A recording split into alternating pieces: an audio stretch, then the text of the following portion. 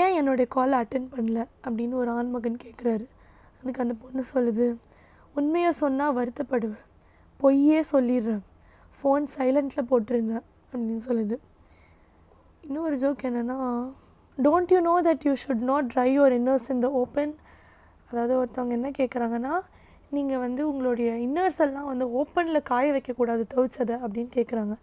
அதுக்கு இன்னொருத்தவங்க என்ன சொல்கிறாங்கன்னா, well my inners never told me that they feel shy, calm down அப்படின்னு போட்டிருக்காங்க.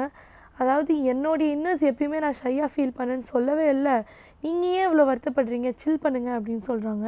இது வந்து ஒரு நல்ல template. Me after finding similar behaviours between my X and my current bye friend and accepting that I am the முட்டா அப்படின்னு போட்டிருக்காங்க. அதாவது என்ன சொல்லியிருக்காங்கன்னா, என்னுடைய கரண்ட் பாய் ஃப்ரெண்டுக்கும் எக்ஸ் பாய் ஃப்ரெண்டுக்கும் சிமிலரான டாக்ஸிக்கான ட்ரெய்ட்ஸ் இருக்குன்றதை கண்டுபிடிச்சதுக்கப்புறம் நான் என்னையே வந்து ஒரு முட்டை நினச்சிக்கிறேன் அப்படின்னு சொல்லி போட்டிருக்காங்க. ஸோ இந்த மாதிரி பெண்களோட பாயிண்ட் ஆஃப் வியூவில் பெண்களும் சரி ஆண்களும் சரி நிறைய மீம் பேஜஸ் க்ரியேட் பண்ணிட்டாங்க, நிறைய ஜோக்ஸ் க்ரியேட் பண்ணிட்டாங்க.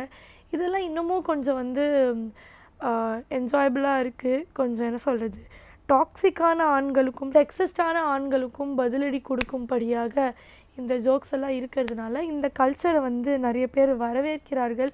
நிறைய பேர் இன்ஸ்டாகிராம்லேயும் சரி, ரெடிட்லேயும் சரி, ஃபேஸ்புக்லேயும் சரி இந்த மாதிரி பேஜஸை ஃபாலோ பண்ண ஆரம்பிச்சிட்டாங்க. ஸோ இது நல்ல ஒரு கவுண்டர் கல்ச்சர், நல்ல ஒரு ஸ்பேஸ் இருக்கக்கூடிய ஒரு கல்ச்சராக உருவாகி கொண்டு இருக்குது. பிகாஸ் என்ன நடந்தாலும் டீனேஜர்ஸையும் யங் அடல்ட்ஸையும் நம்ம வந்து ஜோக்ஸ்லேருந்து தடுக்கவே முடியாது.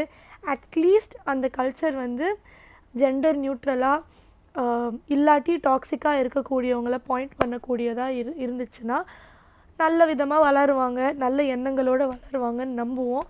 அதோடு இந்த எபிசோடை முடிச்சுப்போம். நன்றி.